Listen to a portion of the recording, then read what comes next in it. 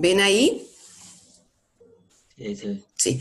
Bueno, entonces nos queda una última clase que yo quería darles sobre curvas de tracción, como para redondear un poco el tema.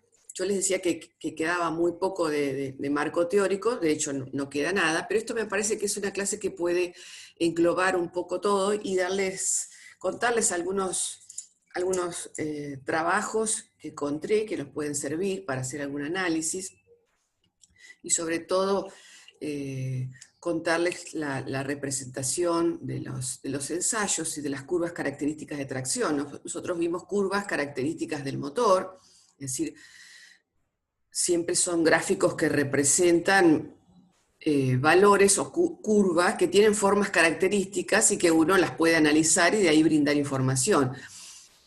También vieron curvas características de los ensayos en materiales, por ejemplo, de tracción. Y nos faltarían también curvas características de ensayos de tracción en tractores agrícolas. Esta diapositiva se las armé porque me pareció ilustrativo, digamos, en la última revista. Yo recibo una revista española de divulgación, sería como la Chacra de España.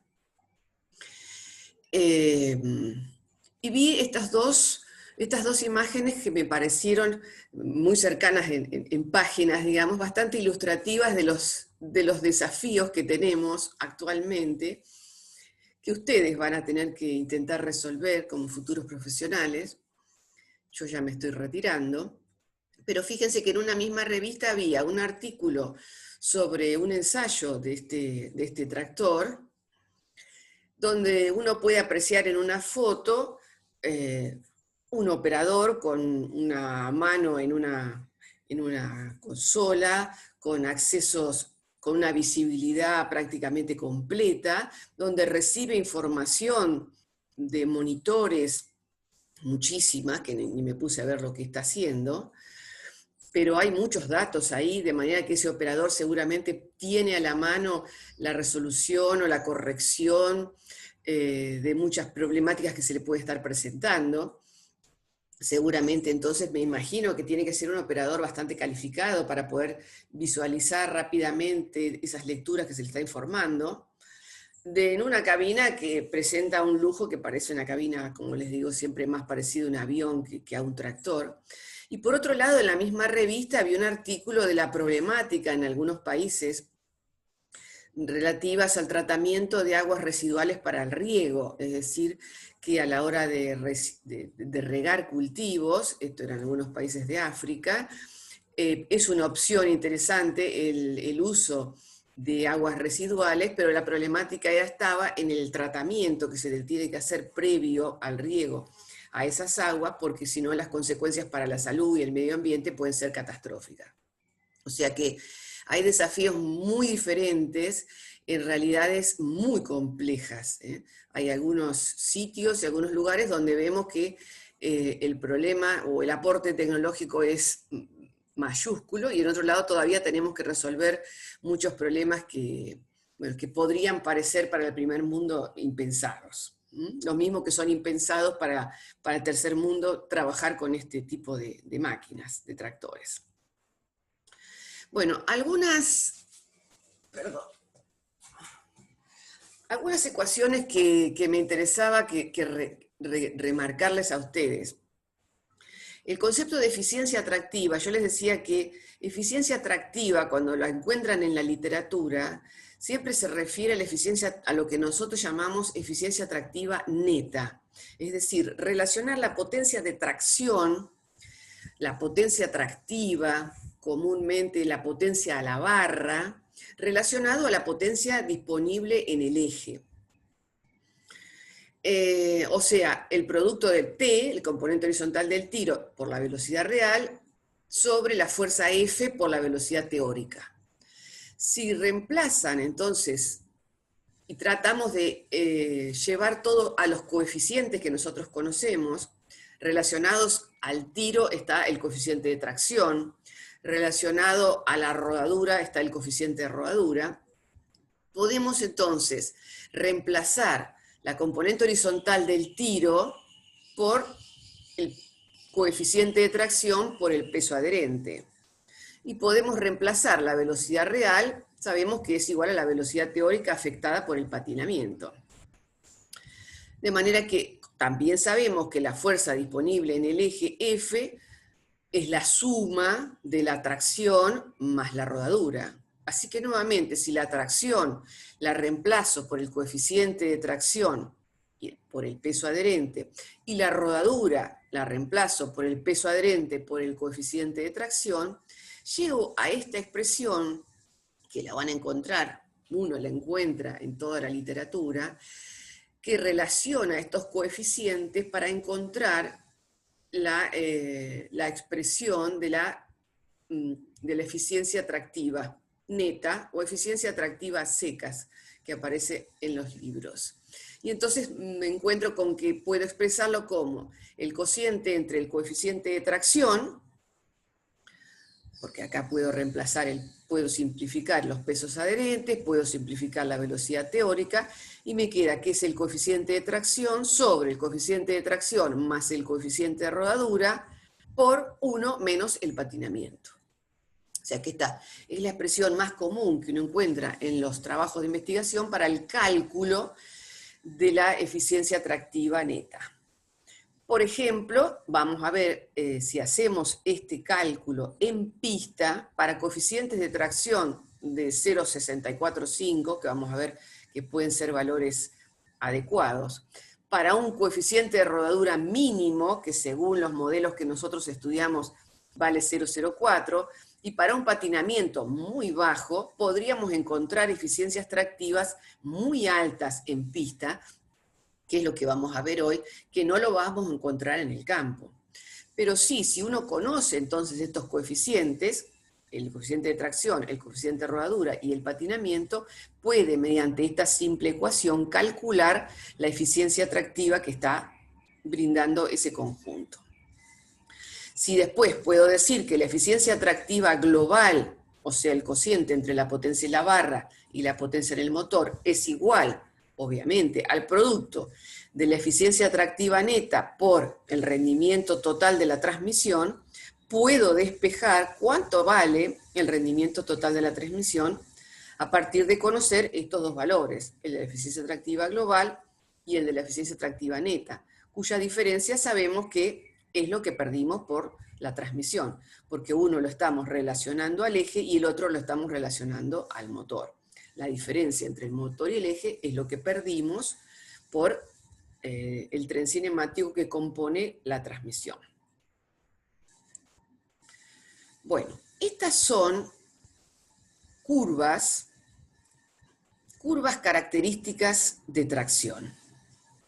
O sea, si uno ve este gráfico, estas son las curvas típicas características de tracción, que van a tener que relacionar o encontrar la potencia a la barra en función del esfuerzo de tiro demandado. Así se expresan las curvas de tracción. Una expresión que me parece interesante, la analítica más desguazada de potencia en la barra, que es T por la velocidad real, o sea, la fuerza bruta que llega al eje descontado la rodadura, eso es T, por la velocidad real, que es la velocidad teórica por 1 menos S. Para calcular la fuerza bruta que llega al eje, todo esto ustedes ya lo conocen, estamos haciendo nada más que una síntesis, ¿no? Un repaso.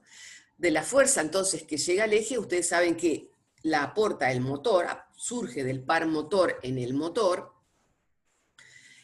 está afectado según el cambio seleccionado, siempre agrandado ese par motor, en una magnitud que es equivalente a la relación de transmisión elegida, según el cambio. La afectamos por el rendimiento total de la transmisión, que siempre afecta a la fuerza, por supuesto, no a la velocidad. Hasta ahí tenemos el par que llega al eje. Si lo divido por el radio, tengo la fuerza que llega al eje, menos la rodadura, eso es T. Y la velocidad teórica le puse la expresión de velocidad tangencial, omega por radio.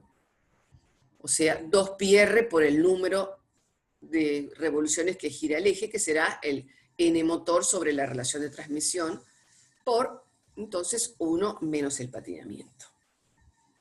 Bueno, entonces, si representamos, si vemos esta expresión, si yo grafico potencia a la barra, potencia tractiva, en función del esfuerzo de tracción, estas curvas son las que ustedes deberían haber construido, deberían construir el jueves si lo estuviésemos en pandemia y pudiésemos ir al campo. Es decir, la idea es ensayar un tractor y saber qué potencia la barra entrega, obviamente en las distintas marchas. Hay que ensayarlo en las distintas marchas de trabajo que puede brindar, porque ustedes saben que de la potencia en el motor a la potencia en el eje, como yo lo afecto nada más que por el rendimiento de la transmisión, que para nosotros es constante, la potencia que llega al eje siempre es la misma en las distintas marchas.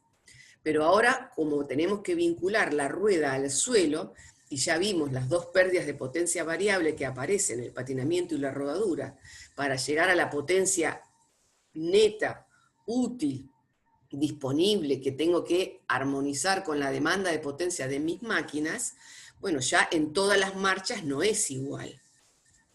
Entonces, yo les grafiqué acá, son un tractor que tiene 6 marchas, una caja muy convencional, muy vieja, digamos, para comprender el tema.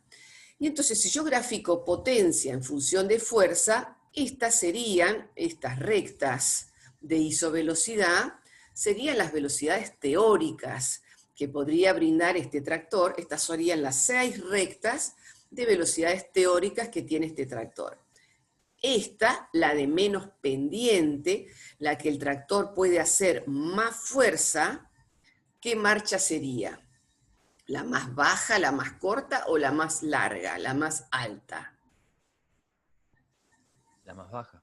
La más baja, es decir, si tengo graficado acá 6 curvas, esta sería la primera marcha, la que tiene menos pendiente, y así creciendo hasta esta sería la sexta en este tractor, que es el que brindaría esta marcha la velocidad máxima.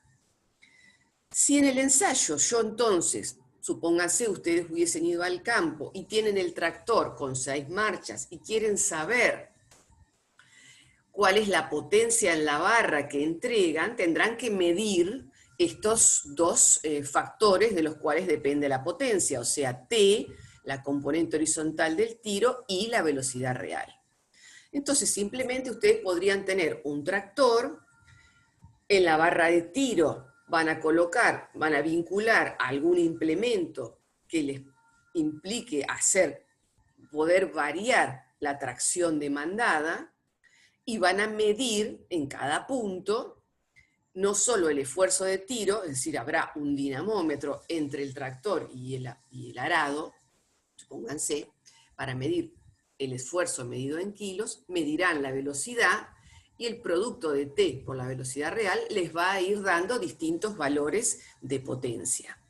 Todas las marchas, fíjense que tienen estas curvas características. Es decir, nosotros sabemos que si partimos de la tracción cero, ¿cuál es la velocidad que hemos definido por convención que está entregando, que está dando el tractor? ¿O cuál sería el porcentaje de patinamiento que vamos a medir si la carga demandada es 0?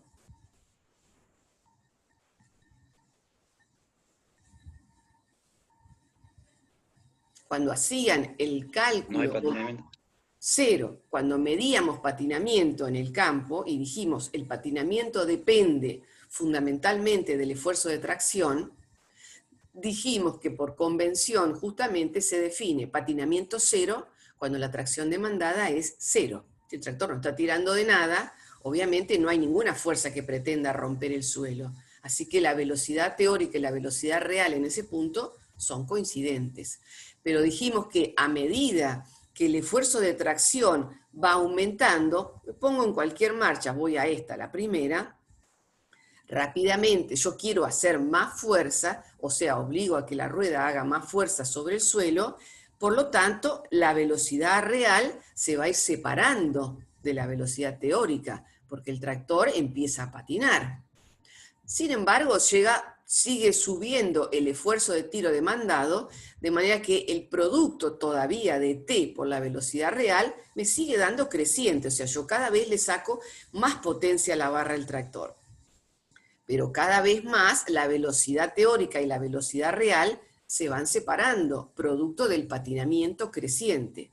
Va a llegar un punto, en este caso en este punto, donde para esta marcha este es el valor de la potencia máxima que pudo entregar el tractor en esta marcha. Esta podría ser una curva en una marcha. O sea, la potencia es creciente hasta que llega un punto donde tengo la potencia en la barra máxima.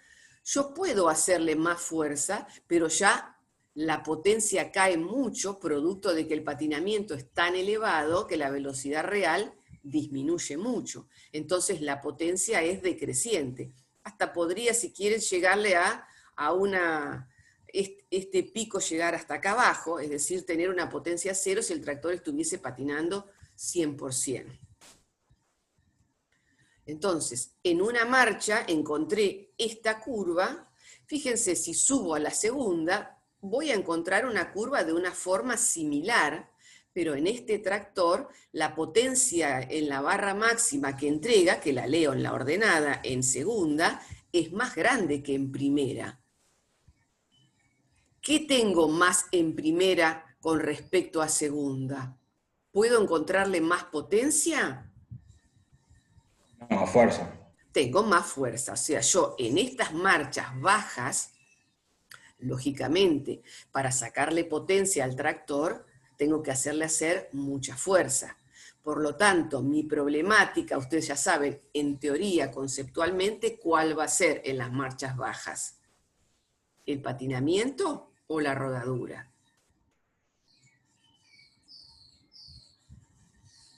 Si para sacarle potencia al tractor en una marcha baja, la única forma de que yo le saque potencia en una marcha baja, que velocidad no tengo, es haciéndole hacer mucha fuerza, que es lo que ustedes ven acá. En la marcha baja es la marcha que más fuerza me va a dar. La marcha de máxima velocidad es la que menos fuerza me va a dar. Cada vez que yo pretenda hacer mucha fuerza sobre el suelo, ¿cuál es mi problema que puedo hipotetizar que se va a dar? Patinamiento. Patinamiento. Pero lo tendrían que decir todos a dúo, a coro.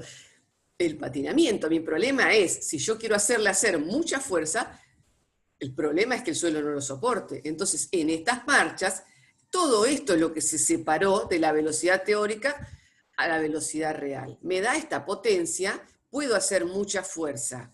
A medida que yo subo a la segunda marcha, en este tractor, encontré que la potencia que le puedo sacar en segunda es más grande. Claro, producto de un esfuerzo más chico por una velocidad más grande. Si subo a la tercera marcha, encontré más potencia le puedo sacar, pero por supuesto haciéndole hacer menos fuerza. ¿En cuál marcha le encontré este tractor que entrega la máxima potencia en la barra y por lo tanto la máxima eficiencia tractiva? En la cuarta. La cuarta. La cuarta marcha es la que tiene mayor potencia. Supónganse, en este caso vamos a decir 50 caballos. No hay ninguna marcha que yo a este tractor le pueda sacar 50 caballos. En esta marcha le saco menos, en esta marcha le saco menos, en esta menos, menos, menos. O sea que esta es la marcha en este tractor que entrega la máxima eficiencia tractiva. Probé distintas marchas, que es lo que ustedes debieran haber hecho en el campo, para encontrar cuál es la marcha que me entrega la máxima potencia en el tractor que yo tengo. Ustedes la hubieran hecho en el campo en un suelo determinado, en un suelo duro, más o menos de alta capacidad portante, un suelo que puede ser sometido a labranza primaria, y entonces encontrarle, o sea, hacerle, al pretender que el tractor entregue la máxima potencia que tiene disponible en el motor, a través de un implemento, y hubiesen encontrado, supónganse, la cuarta. Supónganse que ensayaron un tractor de 2 ruedas motrices que había en la experimental y encontraron que en la cuarta marcha ese tractor le entrega 50 caballos en la barra como potencia máxima. Pregunta, ¿qué información se animan hoy a sacar de este gráfico? Yo sé que la máxima eficiencia, y es un tractor de 2 ruedas motrices, está en esta marcha y vale 50 caballos, la potencia en la barra obtenida. Y se corresponde, si se fijan en la abscisa, cuando el tractor está tirando 2.000 kilos. O sea, el esfuerzo de tracción vale 2.000 kilos. ¿Podrían estimar ustedes el peso adherente de este tractor? Estimarlo.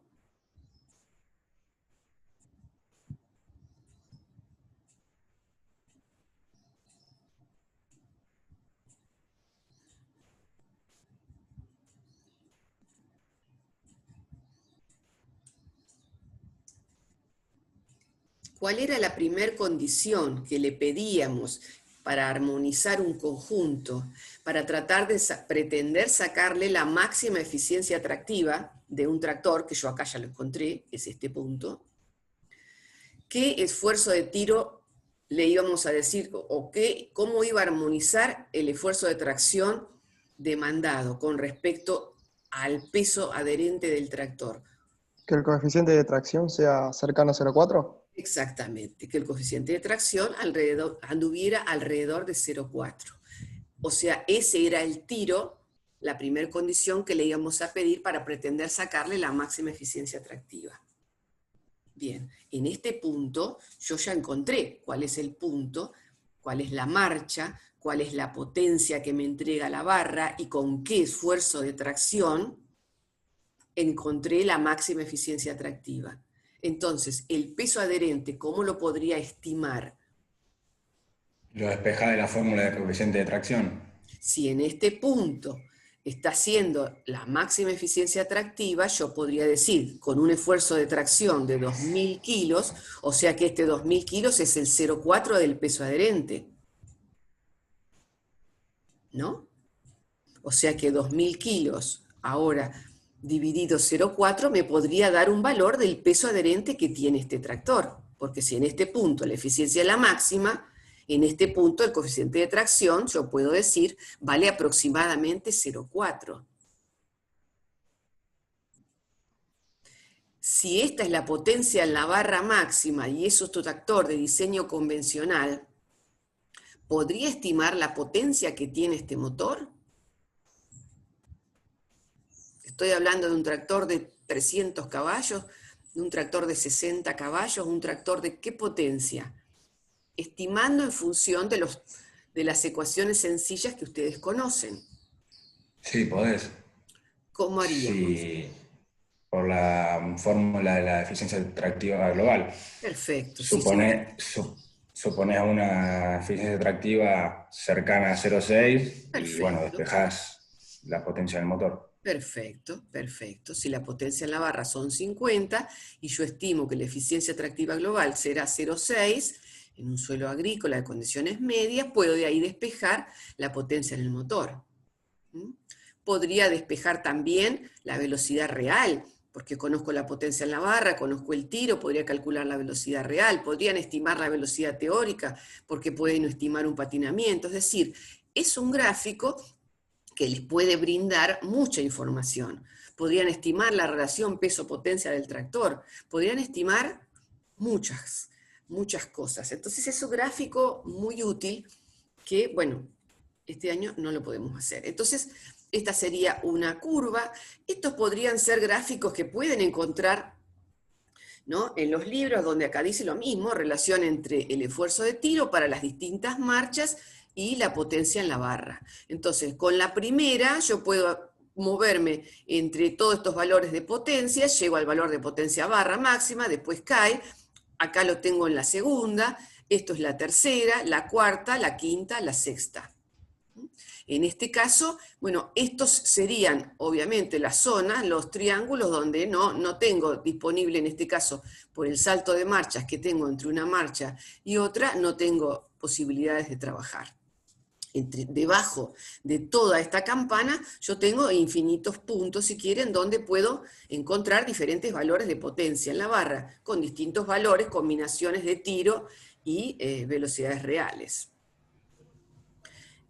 Después se puede graficar, gráficamente muy fácil, entonces ustedes dicen, bueno, para los distintos valores de esfuerzos de tiro a los que sometimos el tractor, ¿cuáles fueron los valores de patinamiento encontrados? Y van a encontrar la típica curva que vimos cuando empezamos a estudiar el patinamiento. Es decir, a medida que el esfuerzo de tracción se incrementa, los patinamientos se incrementan hasta que llega un punto que el patinamiento crece muy mucho. Estas serían las mismas curvas, entonces, y a veces pueden encontrarlas, las curvas invertidas, es decir, poner el esfuerzo de tracción en la abscisa y en vez de poner la potencia en la barra, poner la velocidad real. Entonces uno también puede ver lo mismo, como en primera tiene altos esfuerzos de tiro y como en cualquier marcha, a medida que el esfuerzo de tiro se incrementa, la velocidad llega a un punto que baja. ¿Baja por qué? Porque fundamentalmente baja el patinamiento. Aumenta el patinamiento. Típicas curvas entonces del esfuerzo de tracción y el patinamiento registrado.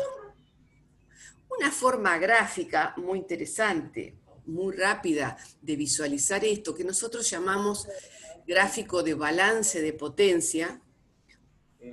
Estamos graficando nuevamente la potencia, empezamos diciendo, bueno, la potencia en la barra en función del esfuerzo demandado. ¿Qué pasa si yo parto, entonces, de este valor de potencia en el motor? Yo digo, la potencia en el motor, ¿tiene algo que ver con el esfuerzo de tiro demandado? Yo me compré un tractor de 100 caballos. Acá grafiqué de vuelta, graficó Facundo, que ya le agradezco porque yo sería incapaz de hacer esto. Graficó Facundo, 1, 2, 3, 4, las 5, esta es una caja que tiene las 5 marchas. Ya saben ustedes, la recta de menos pendiente, es la marcha de menos velocidad, y esta es la marcha de más velocidad. Si yo quisiese expresar acá la potencia en el motor, la potencia que puede entregar el motor, ya ahora no, o sea, esta potencia en CB, pero la del motor, ¿cómo sería con respecto al tiro para las distintas marchas?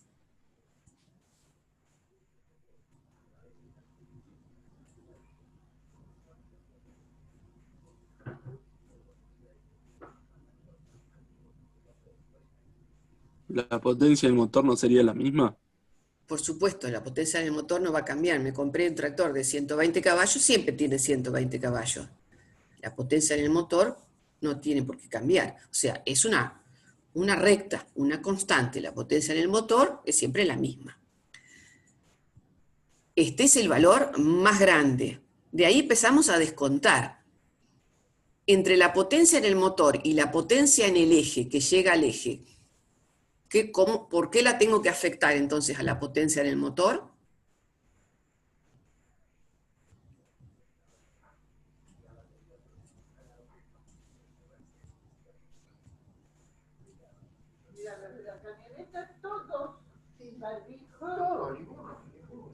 Entre la potencia en el motor y la potencia en el eje, ¿por qué la tengo que afectar? ¿Por las pérdidas, por rodadura y patinamiento? No, Por la pérdida en las transmisiones. la pérdida en la transmisión. En la transmisión, claro, ¿verdad? Bien, la pérdida en la transmisión. Y la potencia que llega al eje en las distintas marchas en función del esfuerzo, ¿cómo es? En primera llega más potencia al eje que en sexta, llega menos, llega la misma. Lo dijimos hoy, lo dijimos varias veces. Lo vieron en los cálculos que hicieron de transmisión. ¿Cómo calculan la potencia en el eje?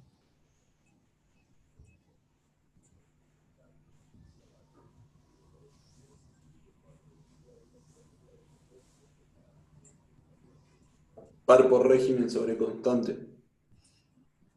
Bien, si tengo la potencia en el motor, que vale 100 caballos, y el rendimiento de la transmisión vale 0,9, ¿cuánto vale la potencia en el eje?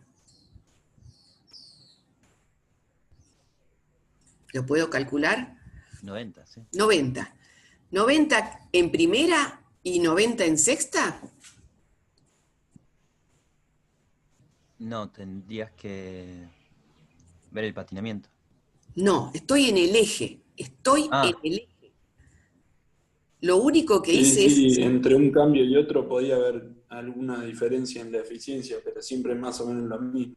Nosotros, escúchenme, para un ingeniero mecánico quizás hiciera un cálculo de diseño de transmisiones, la podría corregir en el cuarto decimal, es diferente, pero para nosotros, para ustedes, el rendimiento de la transmisión es 1, no le damos rendimiento total de la transmisión en primera y rendimiento total de la transmisión en quinta.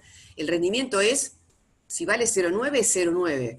Por lo tanto, si afecto la pérdida de transmisión, la potencia en el eje también es constante.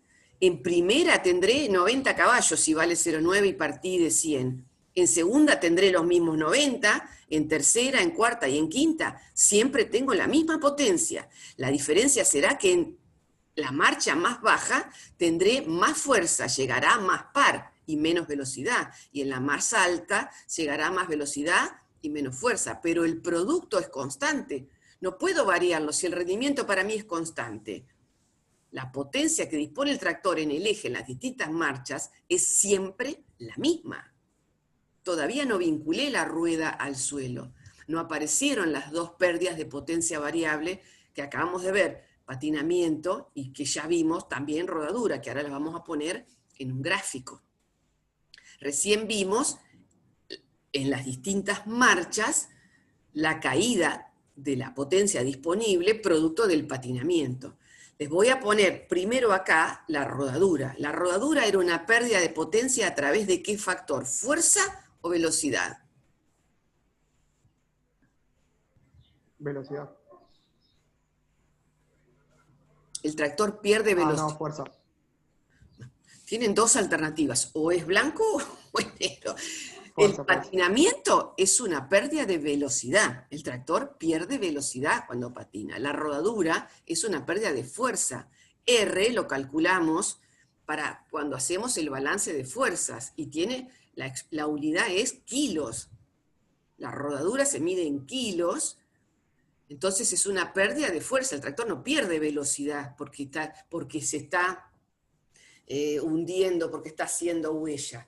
La fuerza R es una pérdida que la expresan en kilos, entonces la calculaban como a partir del CN, la usamos nosotros, la ecuación más sencilla de Bismer-Luz, 1,2 sobre el CN más 0,04, eso era K, multiplicado por el peso adherente, le da R. Entonces la rodadura, dijimos que es una pérdida de fuerza, que si yo la tengo que simbolizar acá, la voy a simbolizar lógicamente con un módulo, supóngase que esta es la rodadura R, que vale tantos kilos, que claro, si este es mi ordenada de esfuerzo de tracción, acá tengo esfuerzos ceros y acá tengo los esfuerzos más grandes, la rodadura se va a restar al esfuerzo disponible que yo tengo en el eje, de esta potencia en el eje, que es una fuerza F por la velocidad teórica, le voy a tener que, si quiero llegar a la potencia en la barra, le tengo que restar, o sea que va a tener un sentido que se va a acercar al origen, que es la fuerza R, cuyo módulo, esa fuerza R, para nosotros no tiene nada que ver con la velocidad, la fuerza R.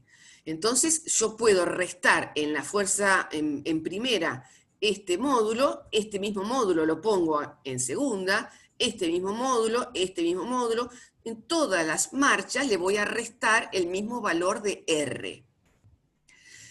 Si yo quiero saber ahora la potencia, entonces, perdida en rodadura, si tengo el módulo de la fuerza, R, fuerza, y quiero calcular potencia perdida en rodadura, tendré que bajar hasta las rectas de isovelocidades, de las velocidades teóricas. Esta es la velocidad 1, la 2, la 3, la 4 y la 5. Entonces yo bajo desde acá hasta la velocidad teórica, porque la rodadura no es una pérdida de velocidad real, bajo en esta hasta encontrar la recta de isovelocidad en segunda, bajo en esta hasta encontrar mi recta de isovelocidad, bajo en esta hasta encontrar la recta de isovelocidad, y toda esta zona que aparece acá, ¿qué es? O sea, este punto, si yo lo leo en la ordenada, es, partí de la potencia en el motor, le resté la potencia en el eje, la potencia perdida por transmisión. Y si bajo hasta acá, esta será la potencia en el motor que tiene esta marcha, menos la potencia en el eje que entrega esta marcha, menos la potencia perdida en rodadura que tengo en esta marcha. Si me ubico en esta otra marcha, la de más velocidad, partí de la misma potencia en el motor, llegué a tener la misma potencia en el eje, pero ya tengo una potencia perdida en rodadura mucho más grande. O sea que en estas marchas altas, la potencia perdida en rodadura es muy grande. La potencia perdida en rodadura en las marchas más cortas es poca, porque el módulo de la fuerza es siempre el mismo, pero las velocidades acá son muy bajas y acá son muy altas. Entonces tengo, esta zona es la perdida por transmisión, esta zona es la potencia perdida en patinamiento, en rodadura, y para llegar a la potencia en la barra, ¿qué tengo que restarle todavía? ¿Qué pérdida? Partir del patinamiento, que son las curvas que acabamos de ver, o sea, las pérdidas de velocidades, ahora sí, las velocidades teóricas se me achicaron, como lo vimos en la curva anterior, producto del esfuerzo. En las marchas más cortas tenía más fuerza, pero más separada la velocidad teórica de la real, de manera que esa será ahora la zona que puedo decir, estas son las pérdidas por patinamiento, que claro, son más grandes, obviamente, en las marchas más cortas.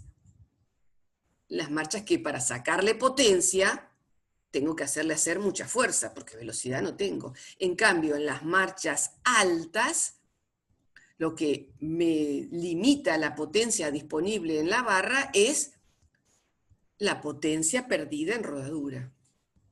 Entonces, si yo hubiese graficado acá las curvitas de pérdida por patinamiento, me queda entonces, ya no tengo más nada que restar. Apareció la pérdida por transmisión, la pérdida por rodadura, la pérdida por patinamiento. Si uno todo esto, me va a quedar debajo de esta campana, todo esto ya es potencia útil en la barra de tiro.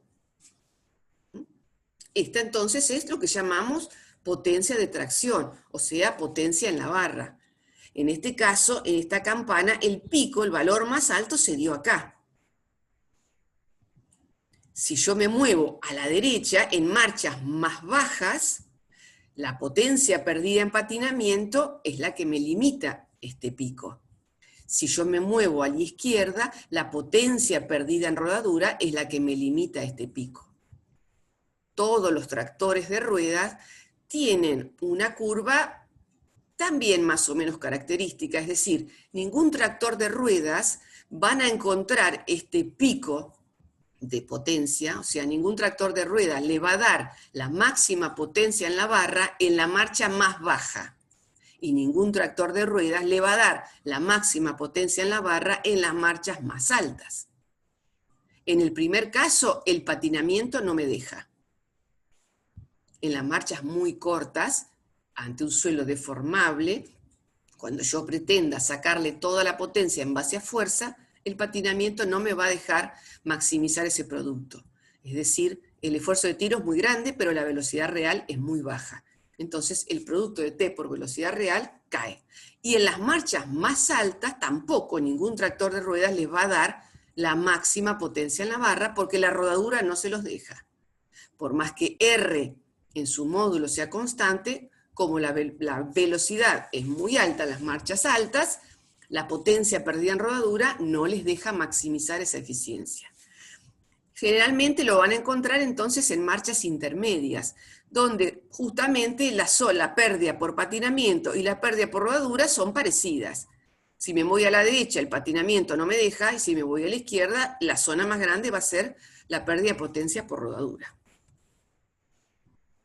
En este caso, entonces, esta va a ser la potencia máxima, la barra de tiro, haciendo este valor de fuerza de tracción, que lo podré leer en la ordenada. Entonces, la potencia en la barra, más la potencia perdida en transmisión, más la potencia perdida en rodadura, más la potencia perdida en patinamiento, esa es la potencia en el motor. Acá lo hicimos gráficamente. O puedo calcular cuál es la potencia disponible en la barra partiendo de la potencia en el motor, restándole lo que pierde en transmisión, lo que pierde en patinamiento y lo que pierde en rodadura. Nosotros hasta ahora hicimos ejercicios de este tipo. No calcularon ustedes potencia, es hora que lo empiecen a calcular, pero utilizando entonces potencia en la barra, transmisión, patinamiento y rodadura. Hay otras máquinas que demandarán potencia no solo en la barra de tiro, sino pueden aparecer otras demandas de potencia. Por ejemplo, la potencia hidráulica. Puede haber máquinas que demanden potencia, ustedes conocen, para mover un motor hidráulico, por ejemplo. Bueno, en ese caso habrá que tenerla en cuenta. Puede haber máquinas que demanden potencia en la toma posterior de potencia. Aparte de ser traccionadas en la barra de tiro, absorben potencia rotacional. En ese caso, la potencia que tendrá que entregar el motor será siempre la suma de todas estas. Como mínimo van a encontrar estas en nuestro caso. Hasta ahora por lo menos hicieron, porque estamos calculando la eficiencia tractiva, entonces la grande es la potencia en la barra, pero si aparecen otras demandas de potencia, por supuesto que deberán hacer un balance considerándolas. Para calcular, como les digo, la potencia perdida en transmisión, bueno, la pueden hacer si les dan el rendimiento de la transmisión, lo pueden afectar y sacar la potencia en la transmisión. La potencia perdida en rodadura la pueden calcular como la fuerza perdida en rodadura por la velocidad teórica. La potencia perdida en patinamiento la pueden calcular como el esfuerzo de tracción por la diferencia de velocidad. Velocidad teórica menos velocidad real. La potencia en la barra es la que vienen calculando, como T por la velocidad real. Bueno, lo que yo quería contarles hoy un poquito son, entonces, los ensayos que se hacen. Cuando los tractores se comercializan, hay normas de ensayos que las pueden encontrar, son bastante engorrosas, de la OCDE, que es el código 2, la pueden pedir si quieren, que es el código para, como dice ahí, pruebas oficiales de la performance de tractores agrícolas y forestales. Obviamente, en este caso, para tratar de hacer un ensayo normalizado, ustedes saben que en el ensayo normalizado sirve porque los datos, productos de ese ensayo que sigue una norma, pueden ser comparables y repetibles. Entonces, para eso se hace un ensayo bajo una norma. Yo les decía que ustedes podían sacar la potencia en la barra del tractor en el campo, acá, con un suelo X agrícola. Pero ese dato que ustedes sacan no es ni comparable ni repetible, porque es una condición de suelo agrícola que tiene una altísima variabilidad. Nosotros podíamos elegir un suelo, una pastura, y ver ese tractor ese día en ese suelo agrícola, con ese porcentaje de humedad, esa granulometría, esa cantidad de raíces, todas esas condiciones muy variables, encontráramos la marcha de máxima eficiencia. Obviamente esos ensayos no pueden seguir una norma. Entonces, lo que dijeron es, no, sobre un suelo agrícola no, tiene una muy alta variabilidad. Vamos a hacer un suelo que pueda ser repetible en distintas estaciones de ensayo, que no tenga variabilidad. Entonces se hacen sobre pistas de ensayo que tienen una granulometría determinada, son pistas que pueden ser de asfalto, de cemento, empezó con tarmacadán, pero es un suelo rígido, por eso le llaman ensayos en pista. Es prácticamente un ensayo de cuánto va a tirar el tractor en un suelo prácticamente indeformable. Ustedes dicen, ¿y tiene utilidad eso para trasladarlo en el campo? ¿Va a tirar lo mismo un tractor en pista indeformable que en el suelo agrícola? Obviamente no. Pero la única forma de obtener un dato que sea comparable y repetible es hacerlo en un suelo rígido. Igualmente brinda mucha información, sobre todo a los fabricantes. les brinda mucha información, porque el tractor va a ser sometido a esfuerzos mucho más grandes, porque el suelo indeformable va a soportar esfuerzos mucho mayores. Entonces, nosotros decíamos que comúnmente son ensayos de prueba un poco de las transmisiones del tractor, porque ese tractor va a ser sometido a esfuerzos bastante más grandes de los que puede hacer en el suelo agrícola. Las normas del ensayo, bueno, acá les mostré, por ejemplo, entonces varias estaciones de ensayo, las que nosotros conocemos son las de Madrid, y hay una, la que más se utiliza, los que más datos van a encontrar en la bibliografía, son los test de Nebraska, de Estados Unidos, del estado de Lincoln. ¿Se acuerdan que es el lugar donde empezaron los ensayos para determinación de la potencia del motor? Entonces, claro, para poder frenar a un tractor se utiliza un carro dinamométrico, que ahí adentro va a ir algún dinamómetro que puede frenar el eje de esto, va a ir vinculado a la barra de tiro en posición horizontal, y se va a ir registrando permanentemente entonces los valores de esfuerzos crecientes, los valores de velocidad, integrándolos, T por la velocidad real, nos va a ir dando la potencia en la barra en las distintas marchas. Ese es el carro dinamométrico que tiene la Universidad de Nebraska, que generalmente utiliza estudiantes de los últimos años para entrenarlos en frenar tractores. Podrían ser ustedes, por ejemplo. Bueno, yo les decía que el tractor en pista obviamente va a ser mucho más, puede hacer mucho más fuerza que en el suelo agrícola. De todas formas, no se somete a los tractores hasta patinamientos muy elevados. Como sabemos, y la bibliografía nos dice, que cualquier tractor de ruedas, y mucho más de orugas, el patinamiento máximo en el cual van a encontrar la máxima eficiencia nunca es más del 15%, la norma de ensayo dice que en las distintas marchas que se va a ensayar el tractor, el patinamiento máximo que podemos registrar es el 15%. Es decir, no se somete al tractor a un esfuerzo de tiro que dé un patinamiento mayor al 15%, porque ya se sabe que ningún tractor va a encontrar la máxima eficiencia en la pista patinando más del 15%. También, yo les hice un resumen de las normas porque son bastante largas.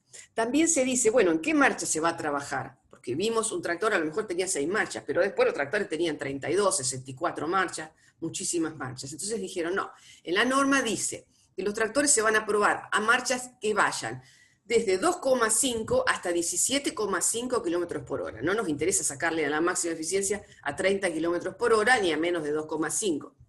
Entonces se seleccionan marchas que van entre 2,5 y 17,5 y nunca se carga el motor hasta un patinamiento mayor al 15%. Bien. Después dice, bueno, para ver el comportamiento del tractor, ¿cómo puedo? ¿Se acuerdan que decíamos en las curvas del motor nos interesaban los ensayos de cargas parciales y desacelerar el motor para ver cómo podíamos ahorrar combustible?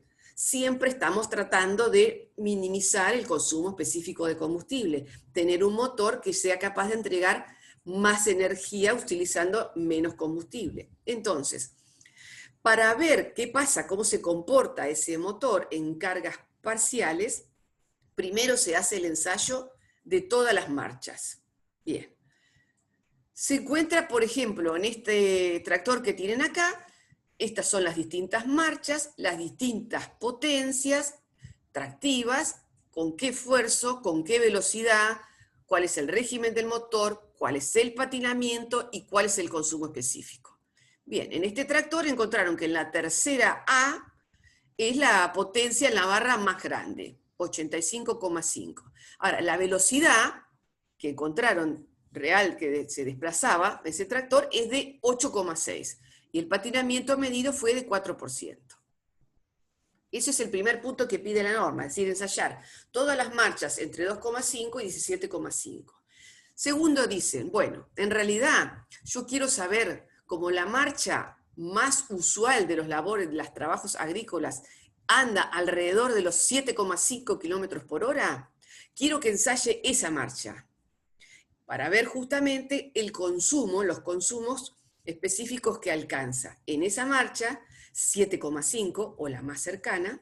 Entonces, los segundos puntos son, vamos a verlo en las planillas, la marcha más cercana a 7,5 kilómetros, y ahí lo ensayan hasta obtener la potencia en la barra máxima, lo voy frenando, frenando, frenando, hasta que el producto de T por BR me da el mayor, encuentro la potencia en la barra máxima.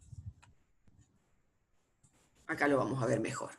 Fíjese, este tractor es un tractor New Holland. Aparece después en el boletín de ensayo los valores del ensayo del motor, después aparece las distintas marchas a las cuales fue ensayado este tractor. Entonces entre 2,5 y 17,5 acá lo ensayaron en 1, 2, 3, 4, 5, 6, 7 marchas. En estas marchas encontraron que en esta marcha es donde el tractor entrega la máxima potencia en la barra, 176,47 kilowatts. Ahí tenían este esfuerzo, esta velocidad, esta era la marcha, la novena, y este era el patinamiento. Ahora, el segundo punto dice, bueno, ¿cuál es la marcha cuya velocidad esté más próxima a 7,5 kilómetros por hora cuando el motor ande a régimen nominal? Y ensayes esa marcha, porque es la marcha que más comúnmente se utiliza en el campo. No era la marcha de la máxima eficiencia. Muchas veces no coinciden. Hay que ir a elegir la marcha que, insisto, cumpla esa condición, que el régimen nominal del motor esté más cercano a 7,5, en este caso era una marcha más baja, la séptima. Lo van a frenar para encontrar la potencia máxima que les da esa marcha, que es la que nos interesa en el campo, porque la mayoría de las labores se hacen ahí. Y después, ¿qué hacen? Lo descargan. En esa situación, lo descargan nuevamente para ver cómo crece el consumo específico de un motor descargado. Lo descargan hasta dos situaciones, hasta encontrar el 75% de la carga que les dio la potencia máxima, y fíjense entonces que el consumo específico, que está expresado acá, o sea, 262 gramos sería, nosotros lo expresamos generalmente, kilowatt hora, cuando lo descargo hasta el 75%, creció de 262 a 276.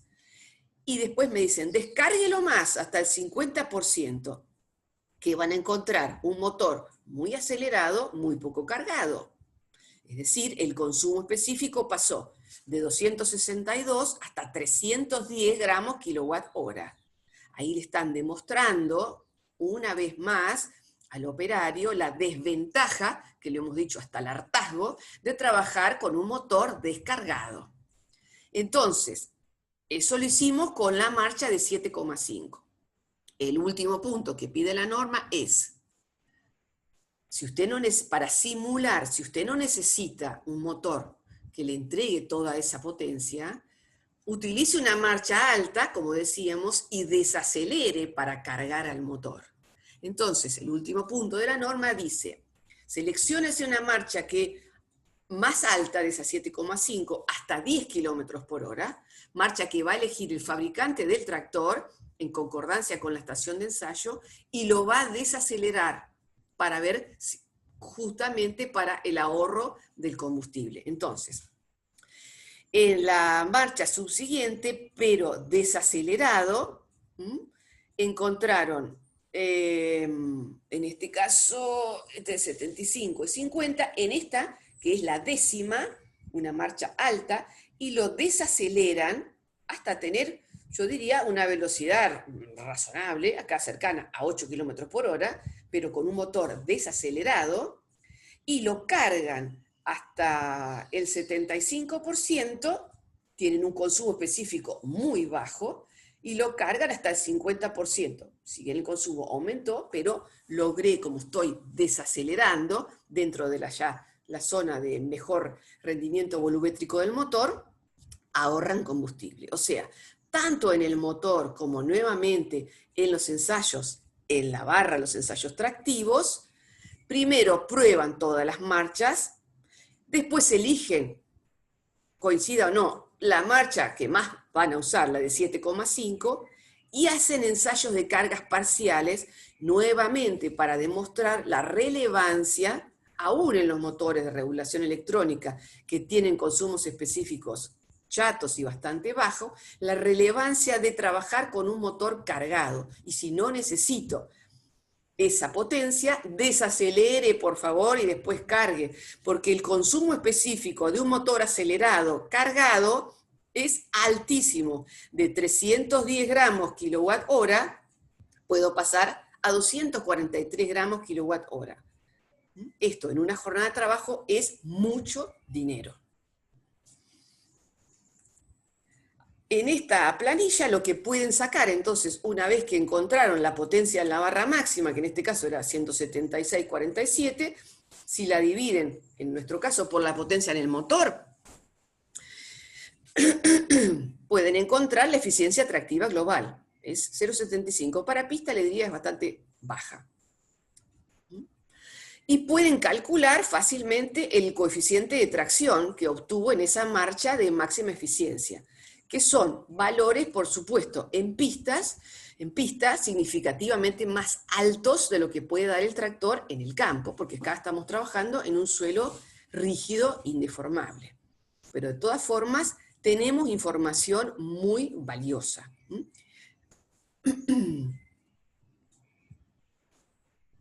Este es otro tractor, por ejemplo, un Fendt Vario, con otra transmisión. Esta anterior era una caja PowerShift, esta es una CVT. Acá probaron este tractor en muchas más marchas que tenía entre 2,5 y 17,5 kilómetros por hora, y encontraron, esta es la marcha que le entrega la máxima potencia en la barra. Muy bien, pero esta marcha, la de máxima potencia en la barra en este tractor, en pista, lo dio con una velocidad real de 12,45, o sea, más de 12 kilómetros por hora. Para que este tractor, en esta condición de suelo, alcance la máxima potencia, tiene que ir a más de 12 kilómetros por hora. Entonces, la norma después dice, muy bien señor, esto ya está demostrado, ahora encuentre la marcha que a velocidad de régimen le dé más cercano a 7,5 kilómetros por hora y vamos a esa que es la que me interesa. Entonces, esta es la marcha, se hace el ensayo máximo de un tractor cuya velocidad es, en este caso le dio 7,49, esta es la potencia que encuentran, 104,2, este es el esfuerzo de tiro para esa potencia máxima, este es el porcentaje de patinamiento, y este es el consumo específico que puede entregar. Vuelven a hacer lo mismo, en esa marcha de trabajo, la más común, lo descargan a 75 y lo descargan al 50, y después eligen una marcha más alta, hasta 10 kilómetros por hora, y desaceleran el motor para encontrar, como siempre, el consumo específico mínimo de un motor desacelerado y cargado hasta el 75%. En este caso, puedo hacer lo mismo, es decir, relacionar la potencia en la barra con la potencia en el motor. Estos son los valores más comunes que van a encontrar de eficiencia atractiva global en pista. Entonces, este es un tractor FWA, como dice ahí, y los coeficientes de tracción, por supuesto que pueden sacar en pista, en este caso para cuando entregó la potencia máxima les da un valor de coeficiente bastante elevado, 0. Bien, estos son datos que aparecen en una revista, que yo le decía, la misma revista que recibimos, y que después el profesor Luis Márquez hizo un libro, y entonces él hizo un resumen de los datos de tracción en pista que surgieron del ensayo de Nebraska de este tractor, del tractor John Deere. Entonces puso directamente acá, es un tractor siempre de diseño de tracción delantera asistida, los datos de potencia en el motor y los distintos cambios a los cuales fue ensayado. Fíjese que el patinamiento nunca supera el 15%, de velocidades reales que no son mayores a 15, como decíamos, kilómetros por hora. Entonces, estas son las distintas marchas, en donde ya acá aparece la potencia en la barra máxima que le dio en este cambio, con el esfuerzo de tiro, la velocidad real, el patinamiento. En este resumen, esta es la marcha, la C3, el cambio, que le dio la potencia en la barra máximo, y que se correspondió con un 4,3% de patinamiento. Entonces, como teníamos las distintas marchas, tenemos los distintos valores de esfuerzo, los distintos valores de potencia y los distintos valores de patinamiento, como podemos hacer como resumen, los distintos gráficos que relacionan, por ejemplo, la potencia en la barra que puede entregar este tractor con el esfuerzo de tiro. Acá debieran ir, acá están graficadas los distintos puntos de las distintas marchas. Otra forma de hacer la potencia tractiva, ¿no? Entonces, este tractor entrega en este punto la potencia en la barra máxima, casi es este punto, el de 73,9, correspondiendo a este valor de esfuerzo de tracción. Si esta es la barra, la potencia en la barra, y esta era la potencia en el motor, entre la potencia en el motor y la potencia en la barra, ¿qué tres pérdidas tenemos?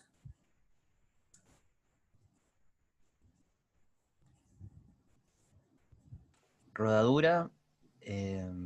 Patinamiento y transmisión. Rodadura, patinamiento y transmisión. O sea que este tractor en pista, entre la potencia en el motor y la potencia en la barra, hay un 15%, entre las tres pérdidas se comieron un 15%. Ahí está metida transmisión, patinamiento y rodadura. Insisto, es un ensayo en pista. Después graficaron entonces la velocidad real en función de la tracción, para ver gráficamente, lógicamente, cómo a medida que aumenta el esfuerzo de tiro demandado, la velocidad cae. O, graficado de otra forma, a medida que aumenta el esfuerzo de tiro, el patinamiento sube. Va a haber un punto, que es este óptimo, donde la combinación de T por la velocidad real me maximiza la potencia en la barra que puede entregar. Puedo hacer el cálculo nuevamente de la potencia en la barra sobre la potencia en el motor para ver la eficiencia tractiva global, y puedo hacer el cálculo del coeficiente de tracción, que son valores de eficiencias y de coeficientes muy superiores a los que van a encontrar en el campo, por supuesto. ¿Qué hace este autor? Bueno, hasta ahí es la información que nos va a brindar el ensayo en pista. El ensayo en pista no nos da valores de rodadura, o sea, no podemos sacar la eficiencia atractiva neta, podemos sacar la eficiencia atractiva global, porque tenemos patinamiento, coeficiente de tracción, pero no tenemos el coeficiente de rodadura. Entonces, para calcular la eficiencia atractiva neta, es decir, necesito el coeficiente de rodadura, tendré que estimarlo. Si yo puedo poner un valor muy mínimo, nosotros podemos poner 0,04, este valor lo tengo, el de patinamiento, el coeficiente de tracción lo tengo, y puedo calcular la eficiencia atractiva neta, pero a partir de estimar el coeficiente de rodadura acá. Y eso me permitiría, si puedo calcular la eficiencia atractiva neta, despejar la pérdida por transmisión, que es lo que hizo el autor en este gráfico.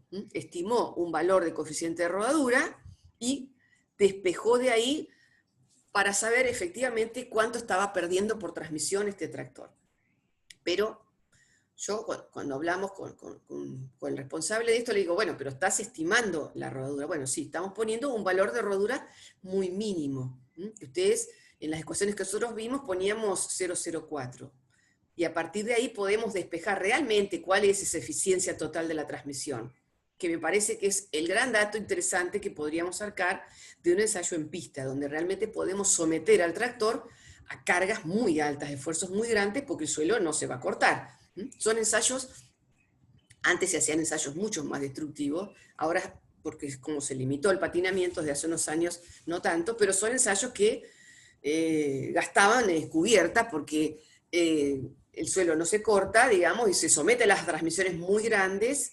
Entonces podíamos estimar realmente la pérdida por transmisión que tenemos.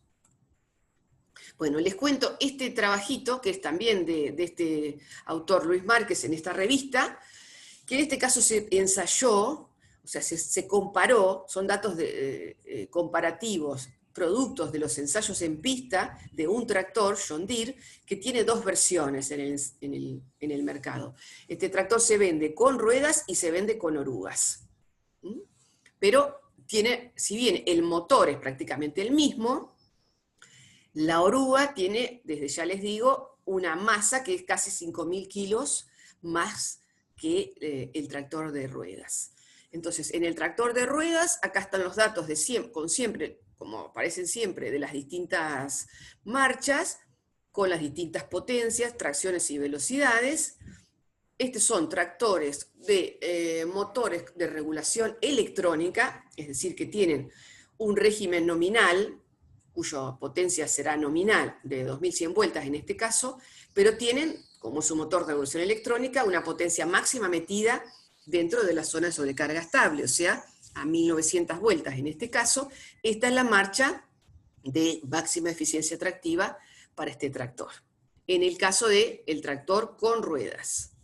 El gráfico que aparece en la revista es bastante, tiene muy poca resolución, pero estos puntos azules son las distintas marchas del tractor con ruedas. Esta sería la potencia en la barra y la fuerza de tracción.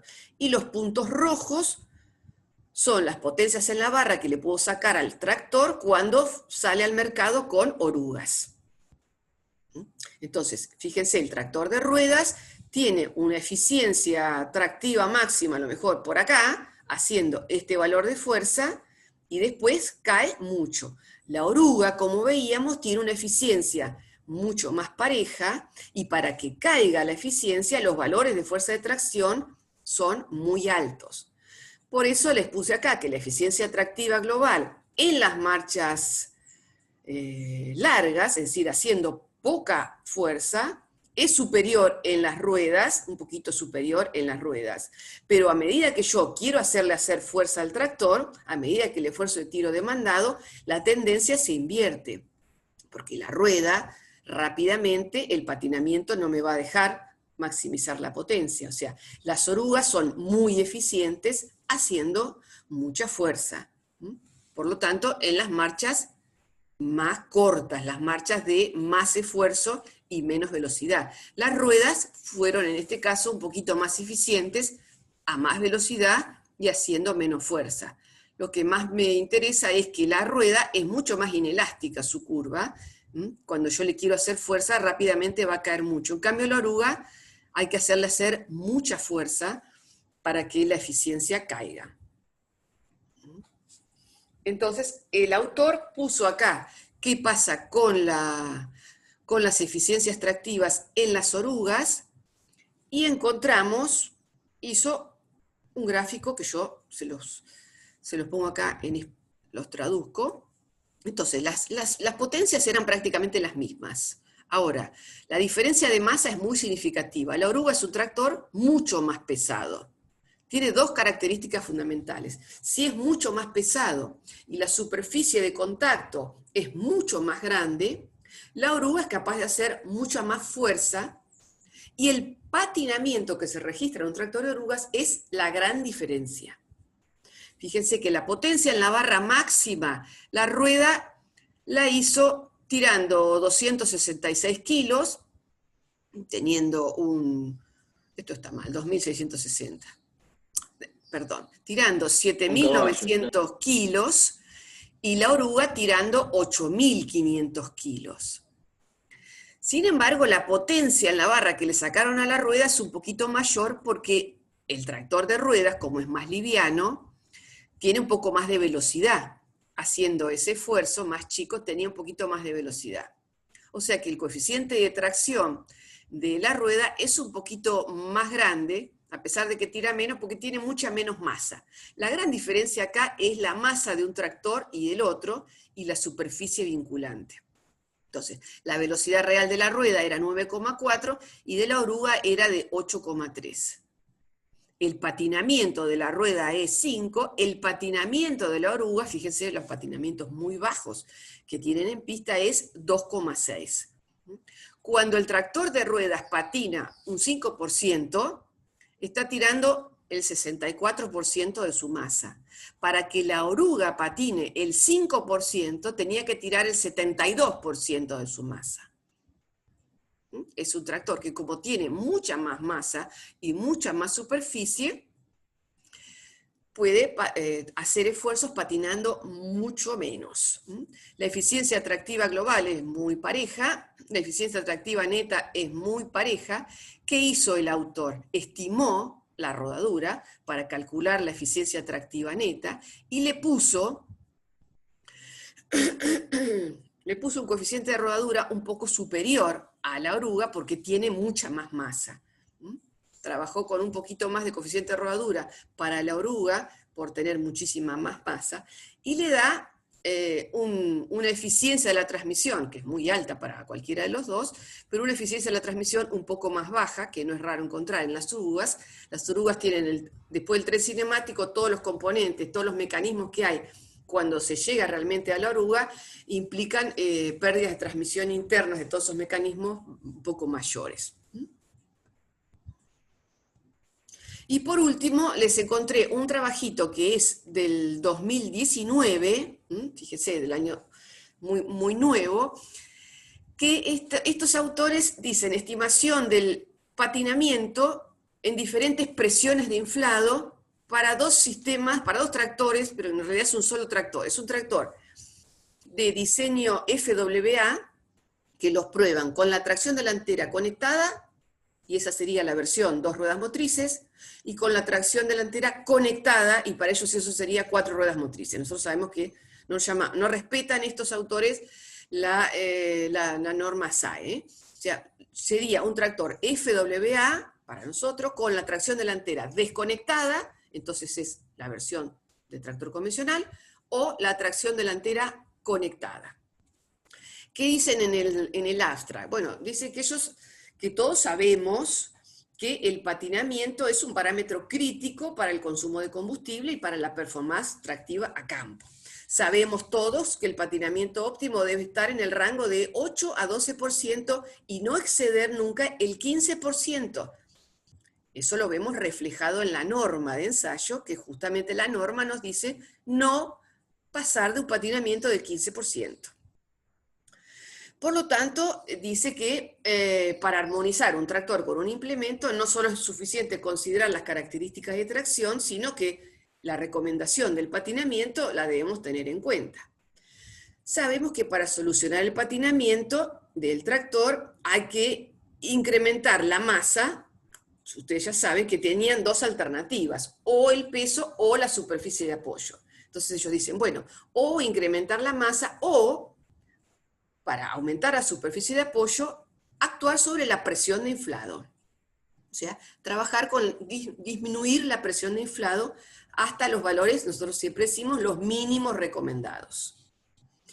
Entonces, sin embargo, dice, analizando, buscando la literatura, los trabajos, en todos los modelos que utilizan, que aparecen en la bibliografía para determinar el patinamiento, en todos los modelos analíticos, matemáticos, nunca se tiene en cuenta la presión de inflado.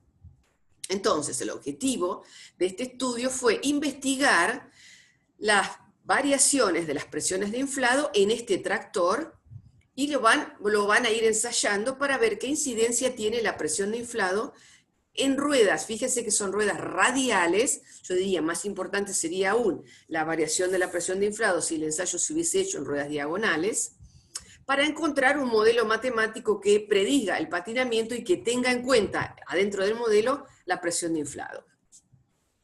Entonces, se trabajó con un tractor KC, como les digo, FWA, con la tracción desconectada y conectada. Eligieron un suelo que dice que tiene un rastrojo seco, con un índice de cono de 80 psi, o sea, 540 kilopascal. Ellos lo definen como un suelo de medio. Yo diría medio tirando abajo, ¿no? O sea, tiene un índice de cono muy bajo. Está bien pensado porque es un tractor FWA. ¿Se acuerdan que si le quiero sacar eficiencia tengo que dejar, por el avance cinemático que tiene este tractor, el tractor tiene que patinar? Si yo hubiese elegido un suelo muy duro, me hubiesen obligado a desconectar la doble tracción. Entonces, como es un tractor que tiene avance cinemático, eligen un suelo de un índice de cono relativamente bajo para trabajar. Es un tractor que tiene esta potencia de unos 112 caballos, que tiene estos neumáticos de estructura radial, que tiene un determinado peso total, y las presiones inflado ensayadas son 5, que van desde 80 hasta 200 40 kilopascales. 80 kilopascales, nosotros decíamos 0,8 bar, nos fijábamos como máximo un bar, o sea, 80 y 120 serían presiones bajas, presiones más vale óptimas. Fíjense que 80 sería la óptima, 120 ya estamos en una presión un poquito arriba de la óptima, para condiciones normales. 160, que son unos 23 libras, es una presión muy encontrada en el campo nuestro, o sea, ruedas sobreinfladas, y ya 200 y 240 serían ruedas muy sobreinfladas. Y van a ensayar entonces esas 5 presiones de inflado. ¿Qué resultados encuentran? Entonces, estos son los distintos valores de presiones de inflado ensayadas, y graficaron el patinamiento, que es lo que a ellos les interesa estudiar, para distintas presiones de inflado, lógicamente en función del esfuerzo de tracción y para las dos condiciones. El tractor, diríamos, 2 ruedas motrices y el tractor de tracción delantera asistida. Entonces, fíjense cómo las curvas tienen formas, obviamente, características. Siempre a medida que le aumenta el esfuerzo de tracción, el patinamiento crece y después crece mucho, pero esta curva, la primera, la A, con respecto a la E, ¿qué me pueden decir?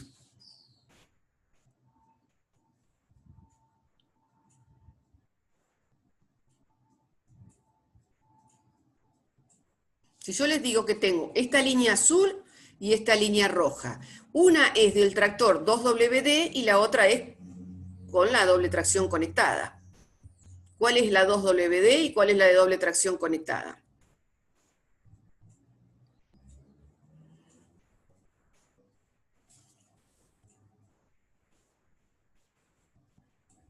El tractor de un solo eje motriz es la azul. El tractor que tiene la rueda delantera haciendo también tracción es la roja. Cuando la rueda tiene esta condición A, que es la mayor presión de inflado, fíjese, para 10% de patinamiento puede tirar este valor de fuerza.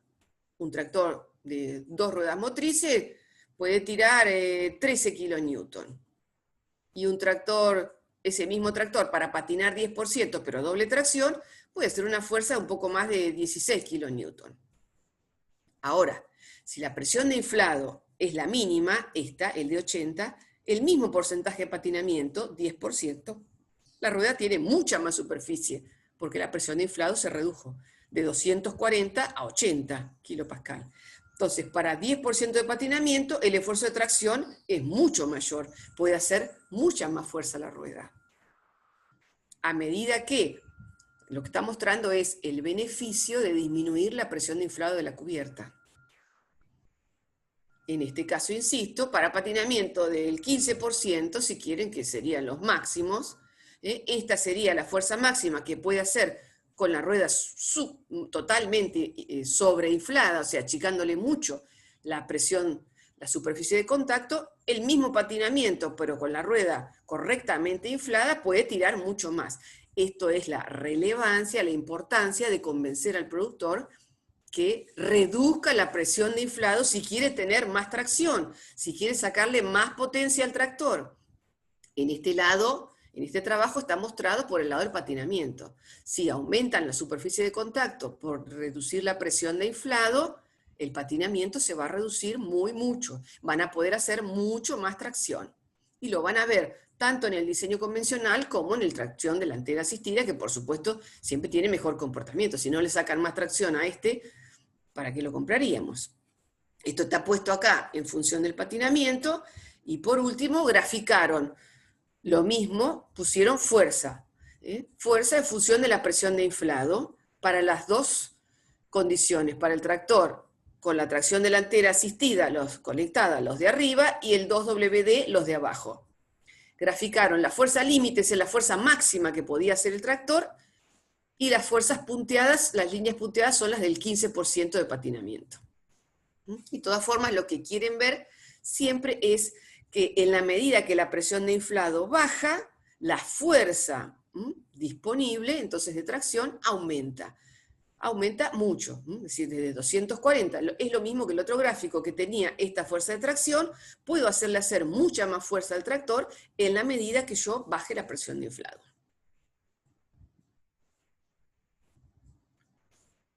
Bien, ¿dudas? Yo creo que... Entonces, ¿cuál es un inflado óptimo, más o menos? El inflado óptimo, ellos trabajaron. Nosotros decíamos que el óptimo sería menos de 1 bar. O sea, 100, podría ser 100 kilopascales, sería un valor razonable. 100 y de ahí para abajo sería lo óptimo. 80 es fantástico. 100 está bien. 120 está un poquito arriba. 160 está bastante arriba. Y estas dos son muy sobreinfladas. Están demostrando, por eso les puse 160, que son más o menos 23 libras, es lo que uno muchas veces encuentra acá en el campo. Y les digo que estas fueron ruedas radiales, o sea que están viendo la incidencia del beneficio de reducir la presión en una rueda que no afecta tanto la superficie como una rueda diagonal. Recuerden que la banda de rodamiento de una rueda radial es muy rígida, o sea que por más que uno aumente la presión mucho, no afecta tanto la superficie de contacto como en una rueda diagonal. De todas formas, aún así, demostraron que es muy ventajoso, y entonces hacen un modelo, que no se lo voy a mostrar, por supuesto, porque es muy complicado, pero donde para estimar el patinamiento meten en esa ecuación la presión de inflado de la cubierta, que no hay ningún método para nosotros estimar el patinamiento. Ustedes usan un solo parámetro, dicen el tiro y el peso adherente. Bueno, de ahí a meter en el modelo la presión de inflado, hay mucho camino por recorrer. Estos autores hacen una propuesta que, como es muy nueva, del 2019, piden a la comunidad científica que siga ensayando el modelo que ellos proponen para ver si hay realmente una buena correlación entre el patinamiento realmente medido y el predicho a través de un modelo que es bastante complejo, pero donde tiene metida la presión de inflado de la cubierta. ¿Hay una presión de inflado mínima? Sí, la presión de inflado mínima te la va a dar el fabricante de la cubierta, te va a decir para cada carga normal que vos pretendas, para cada peso que pretendas que soporte esa cubierta, te va a decir cuál es la presión de inflado que él recomienda, la mínima, y te va a decir la máxima también. Lo que pasa es que yo les decía que muchas veces las cubiertas se sobreinflan, bueno, ya estudiamos por qué, pero es un problema. Entonces, la regulación de la presión de inflado es una cuestión que el operario no conoce, no valora, y sería muy importante, sobre todo en nuestra realidad productiva, que usamos mayoritariamente cubiertas de carcasa diagonal. Entonces, cuando vayan al campo, lo primero que van a hacer, si nos dan bola a nosotros, ante un problema de baja eficiencia, es ver qué presión de inflado tienen las cubiertas. Y es muy factible que se encuentren con ruedas sobreinfladas. O sea que sacando presión de inflado de las cubiertas, rápidamente encuentran mejoras. Porque acá pasaron. En el ensayo, ¿se toma en cuenta que tenga agua o no la cubierta? O sea, Sí, las cubiertas tenían agua. Sí, eso estaban con agua, sí. Bien.